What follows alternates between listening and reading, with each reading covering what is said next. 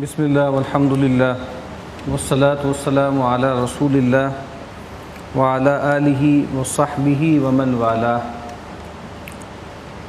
رب اشرح لی صدری ویسر لی امری واحلل عقدۃ من لسانی یفقہوا قولی. اللہم انفعنا بما علمتنا وعلمنا ما ينفعنا وزدنا علما آمین یا رب العالمین. آج ہمیں جس باب کے مطالعے کا آغاز کرنا ہے اس کا عنوان ہے باب تحریم الظلم والامر برد المظالم. ظلم کی حرمت کا بیان اور اس بات کا بیان کہ انسان نے اگر کسی پر کچھ ظلم کیے ہیں، مظالم ڈھائے ہیں، تو اس کی تلافی کرے، اس ظلم کو عدل میں بدلے. تو ظلم کسے کہتے ہیں؟ ظلم کی ایک بنیادی تعریف تو یہ ہے کہ ظلم نقص کو کہتے ہیں، کسی بھی چیز میں کوئی کمی کرنا. قرآن مجید میں سورہ کہف میں جو 2 باغ والوں کا قصہ بیان ہوا، وہاں جو خوش قسمت آدمی تھا جس کو اللہ تعالیٰ نے نوازا تھا، اس کے بارے میں فرمایا کہ کلتا الجنتین آتت اکلها ولم تظلم منہ شیئا، کہ اس کے دونوں جو باغات تھے وہ پورا پھل دیتے تھے، پورا ثمر دیتے تھے، اور وہ اپنی یافت میں اس میں کوئی کمی نہیں کرتے تھے، پوری یافت ہوتی تھی، پوری ییلڈ ہوتی تھی.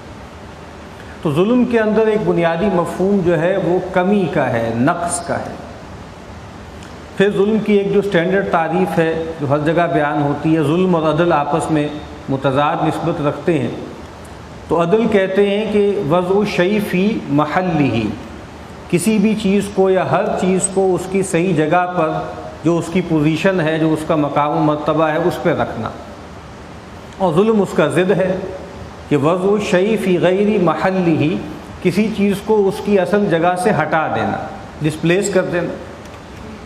اسی لیے ہم دیکھتے ہیں کہ اللہ تعالیٰ کے جو اسماء آتے ہیں اس میں اللہ تعالیٰ کی ایک صفت جو ہے وہ کیا ہے؟ العدل. یعنی بہت سے جو ایسی صفات ہیں کہ جو ہم کہہ سکتے ہیں کہ فاعل کے وزن پر ہے، کہ اللہ تعالیٰ قادر ہے، اللہ تعالیٰ علیم ہے. لیکن جہاں جو اللہ کا وصف آیا ہے اللہ کے ناموں میں سے ہے کہ وہ الحکم العدل، وہ العدل ہے، وہ سراپا عدل. اور خود قرآن مجید نے ایک جگہ کہا کہ پوری کائنات جو ہے جس امر پر قائم ہے، جس چیز پر قائم ہے، وہ یہ عدل ہی ہے. شہد اللہ انہ لا الہ الا ہوا والملائکۃ واولو العلم قائما بالقسط.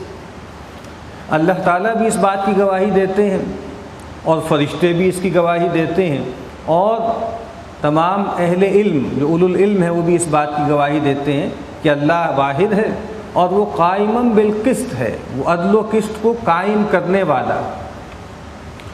اور قرآن مجید میں ایک اور آیت میں فرمایا کہ وَتَمَّتْ كَلِمَةُ رَبِّكَ صِدْقًا وَعَدْلًا، تیرے رب کی جو تمام کلمات ہیں وہ پورے ہو کر رہیں گے سچائی کے ساتھ اور عدل کے ساتھ. کیا مطلب ہے؟ مطلب یہ ہے کہ اللہ تعالیٰ جو کچھ فرماتا ہے وہ صدق ہے، وہ سچائی ہے، وہ حق ہے. اور اللہ تعالیٰ جو کچھ کرتا ہے وہ عدل ہے.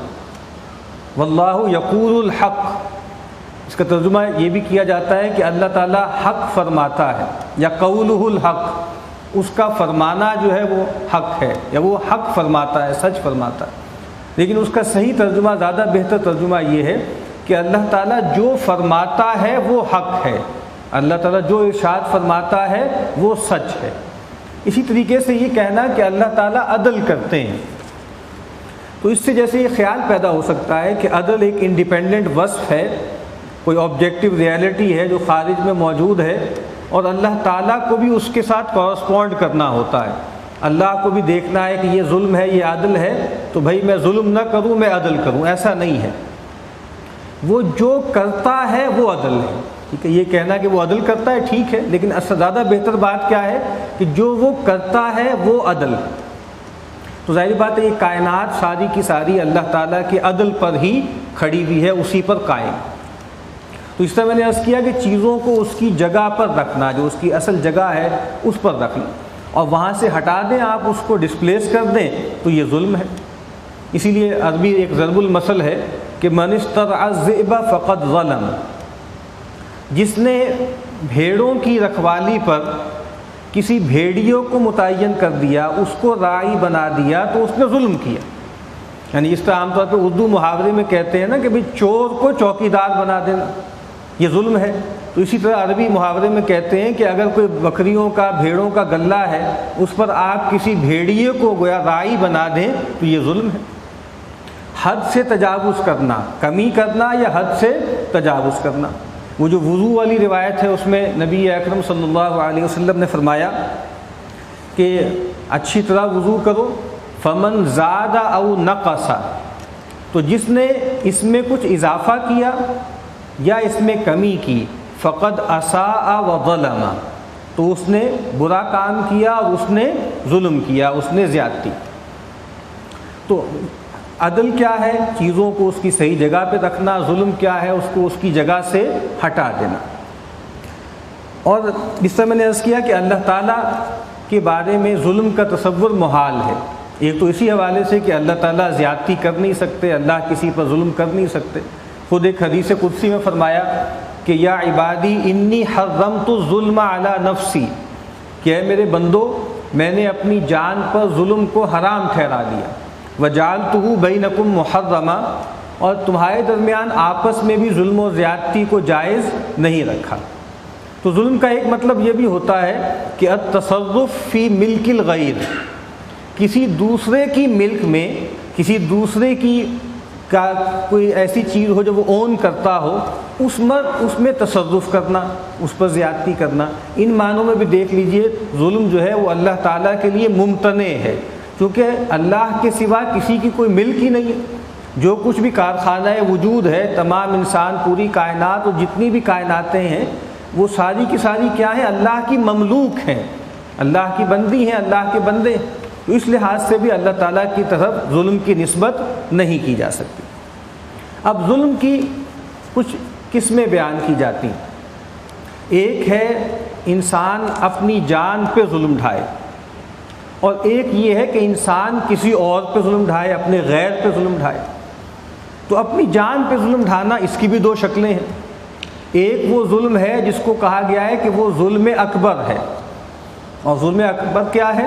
وہ یہ ہے کہ اللہ تعالیٰ کے ساتھ کسی کو شریک ٹھہرانا۔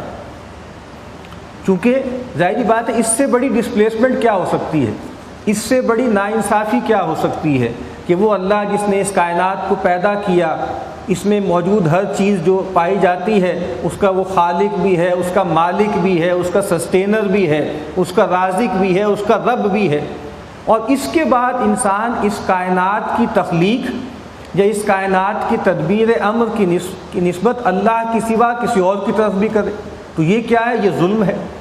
جب قرآن مجید کی آیت نازل ہوئی کہ الذین آمنوا ولم یلبسوا ایمانہم بظلم اولئک لہم الامن وہم مہتدون، بے شک وہ لوگ کہ جو ایمان لائیں اور اپنے ایمان کے ساتھ کسی ظلم کی آمیزش نہ کریں، یہ وہ لوگ ہیں کہ جن کے لیے امن ہے، اور یہی لوگ ہیں جو ہدایت یافتہ ہیں۔ تو ظاہری بات ہے کہ ظلم کا ایک مطلب ہوتا ہے زیادتی، اور قرآن مجید کی اصطلاح کے مطابق جس طرح میں نے کہا ظلم النفس کا مطلب یہ ہے ہر گناہ اصل میں کیا ہے؟ انسان اپنی جان پہ ظلم ڈھاتا ہے۔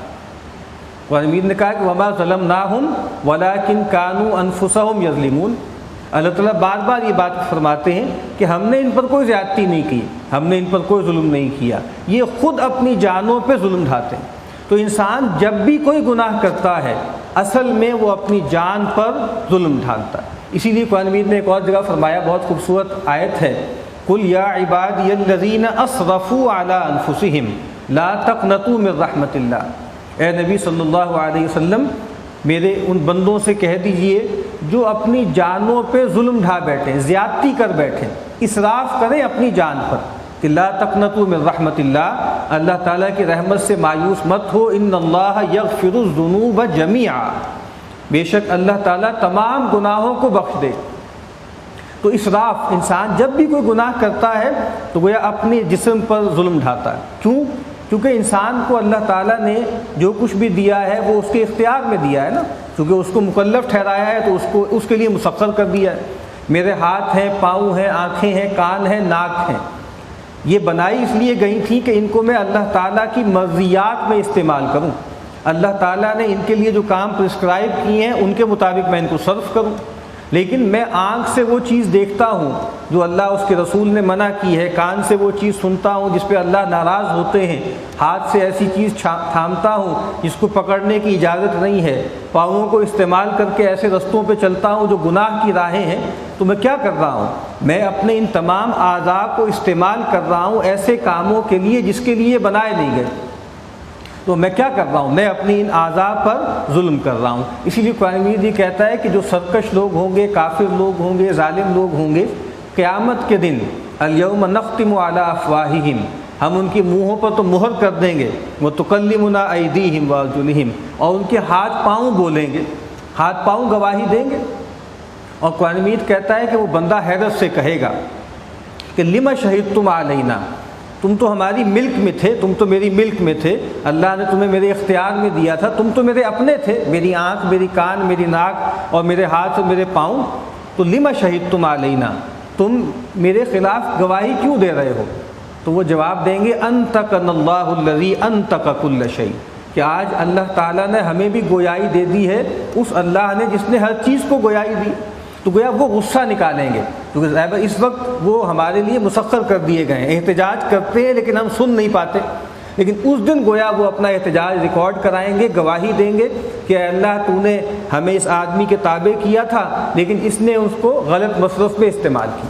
تو انسان جو بھی گناہ کرتا ہے وہ اصل میں کیا ہے؟ وہ ظلم نفس ہے۔ اسی لیے جب یہ آیت نازل ہوئی، جس سے میں نے کہا کہ وہ لوگ کہ جو ایمان لائیں اور اس کے بعد ایمان کے بعد کسی ظلم کی آمیزش نہ کریں، ان کے لیے ہدایت ہے، ان کے لیے امن ہے۔ تو صحابہ کرام پریشان ہو گئے اور نبی اکرم صلی اللہ علیہ وسلم کی خدمت میں حاضر ہو کر فرمایا کہ اینا لم نظلم، ہم میں سے کون شخص ہے جو ظلم نہیں کرتا؟ ظلم ان معنوں میں کہ کون شخص ہے جو گناہ نہیں کرتا؟ سارے ہی گناہ گار ہیں۔ تو اللہ کے نبی صلی اللہ علیہ وسلم نے فرمایا کہ بات وہ نہیں ہے جو تم سمجھ رہے ہو، یہاں ظلم سے مراد عام گناہ نہیں ہے، کیونکہ اگر تو یہ شرط لگا دی جائے کہ جو شخص ایمان لانے کے بعد کوئی ظلم نہیں کرے گا، یعنی کوئی گناہ نہیں کرے گا، اسی کے لیے امن ہے، اسی کے لیے ہدایت ہے، پھر تو اس کو کوئی بھی کوالیفائی نہیں کر سکتا نا۔ تو یہ پریشانی ان کو تھی، تو اللہ کے نبی نے فرمایا کہ تم غلط سمجھ رہے ہو، یہاں ظلم سے مراد شرک ہے۔ لقمان نے اپنے بیٹے سے جو کہا تھا کہ ان الشرک لظلم عظیم، بے شک شرک ہے جو ظلم عظیم۔ تو انسان جو بھی گناہ کرتا ہے وہ ظلم النفس ہے، اور انسان اپنے نفس پر جو سب سے بڑا ظلم ڈھاتا ہے وہ کیا ہے؟ وہ یہ ہے کہ وہ اللہ کے ساتھ کسی کو شریک ٹھہرانے لگے۔ اس سے بڑی بے وفائی کوئی نہیں، اس سے بڑی بے غیرتی کوئی نہیں، یا جس کو ہم کہتے ہیں نا اس سے بڑی نمک حرامی کوئی نہیں، کہ وہ اللہ کہ جس نے انسان کو سب کچھ دیا ہے، ایک ایک چیز جو اس کے پاس ہے وہ اللہ کی عطا ہے، اور پھر جب نسبت دینی ہو، جب شکر ادا کرنا ہو، اور جب جو ہے کسی چیز کو منسوب کرنا ہو تو اللہ کے سوا اور دوسروں کی طرف منسوب کر دیا جائے، تو یہ ظلم النفس ہے۔ ایک معنوں میں ہر گناہ ظلم نفس ہے، اور ایک معنوں میں جو شرک ہے وہ ظلم اکبر۔ اور دوسرا ظلم کیا ہے؟ دوسرا ظلم وہ ہے کہ جو انسان کسی دوسرے پر کرتا ہے، اور عام طور پر ہم جو ظلم کی اصطلاح قرآن مجید میں احادیث میں پڑھتے ہیں اس سے مراد عام طور پر یہ ظلم ہوتا ہے کہ کسی اور پر زیادتی کرنا، یعنی کسی کا کچھ بنتا تھا وہ آپ نے نہیں دیا، اس میں کوتاہی کر لی، اور یہ ہے کہ بھائی آپ کے ذمے کوئی کام تھا وہ آپ نے جو ہے پوری طرح نہیں کیا، تو کسی کا بنتا تھا وہ آپ نے کم دیا، کسی کا کے لیے آپ کو کوئی کام کرنا تھا اس میں آپ نے زیادتی کر دی، تو یہ ظلم ہے۔ اور ظاہری بات ہے کہ یہ ایسی چیز ہے کہ جو بہت بڑا گناہ ہے، اور خود قرآن مجید میں فرمایا کہ قل انما حرم ربی الفواحش ما ظہر منها وما بطن والاسم والبغی بغیر الحق۔ اسم اور بغی یہ دو الفاظ استعمال ہوتے ہیں۔ اسم کا مطلب گناہ ہے، عام گناہ، اخلاقی گناہ، اور یہ گناہ وہ ہے جو انسان کی ذات سے متعلق ہے، انسان اللہ اور بندے کے تعلق میں جو انسان کوتاہیاں کرتا ہے وہ اسم ہے۔ اور بغی کیا ہے؟ بغی وہ ظلم ہے جو انسان دوسروں پر کرتا ہے، دوسروں پر زیادتی کرتا ہے۔ وہ جو مشہور آیت ہے جو ہر خطبہ جمعہ میں بھی عام طور پہ پڑھی جاتی ہے کہ ان اللہ یأمر بالعدل والإحسان وإیتاء ذی القربى وینہی عن الفحشاء والمنکر والبغی، اللہ تعالیٰ عدل کا حکم دیتا ہے اور اللہ تعالیٰ منع کرتا ہے، روکتا ہے بغی سے، سرکشی سے، زیادتی سے۔ تو کسی دوسرے پر زیادتی کرنا، کسی دوسرے پہ ظلم کرنا، اور دوسرے پہ جو ظلم کرنا ہے اس کی بھی 3 شکلیں ہیں۔ اس طرح نبی اکرم صلی اللہ علیہ وسلم نے فرمایا کہ المسلم کل المسلم علی المسلم حرام، ہر مسلمان دوسرے مسلمان پر حرام ہے، دمہ و مالہ و عرضہ، 3 چیزیں حرام ہیں، اس کا خون بھی حرام ہے، اس کا مال بھی حرام ہے، اور اس کی آبرو بھی حرام ہے۔ تو دوسروں پر جو بھی ہم ظلم و زیادتی کرتے ہیں وہ عام طور پہ ان 3 میں کہیں فال کرتا ہے۔ یا تو کسی کی جان پر ظلم کرتے ہیں، فزیکلی کسی کی جان لے لی، کسی کو زخمی کر دیا، کسی کو مار پیٹ دیا، یا کسی کے مال پر تصرف کیا ناجائز، اس کا مال لوٹ لیا، پیسہ دبا دیا، چیز اس کو کوئی بہت غیر معمولی طور پر مہنگی بیچ دی، مالی طور پر اس کو کوئی دھوکہ دے دیا۔ یہ کیا ہے؟ یہ ظلم ہے جو مال پر کیا جاتا ہے۔ اور تیسرا ظلم کیا ہے؟ کسی کی آبرو پہ حملہ کرنا، کسی کی عزت پہ حملہ کرنا، تہمت لگانا، غیبت کرنا، کسی کے بارے میں بری باتیں کرنا، جو باتیں وہ آدمی ڈیزرو نہیں کرتا۔ تو یہ ظلم کی 3 شکلیں ہیں۔ دوسروں پہ جو ظلم ہوتا ہے اس کی 3 شکلیں ہیں، کسی کے مال پر دستر اندازی کرنا، کسی کی جان پر، جسم پر کوئی زیادتی کرنا، یا کسی کی عزت اور آبرو کے حوالے سے کوئی زیادتی کا معاملہ کرنا۔ تو یہ ظلم ہے، اس کے بارے میں ابھی ہم روایتیں انشاءاللہ اگلی مرتبہ پڑھیں گے کہ قرآن مجید بار بار یہ کہتا ہے کہ اللہ تعالیٰ بندوں پر بالکل ظلم نہیں کرتے۔ وما انا بظلام للعبید، اللہ تعالیٰ فرماتے ہیں کہ میں اپنے بندے پر کچھ بھی ظلم نہیں کرتا۔ اور پھر یہ مطالبہ بھی کرتے ہیں کہ بندے بھی آپس میں ایک دوسرے کے ساتھ ظلم اور زیادتی کا معاملہ نہ کریں۔ اللہ تعالیٰ سے دعا ہے کہ ہمیں ظلم سے بچنے کی توفیق عطا فرمائے۔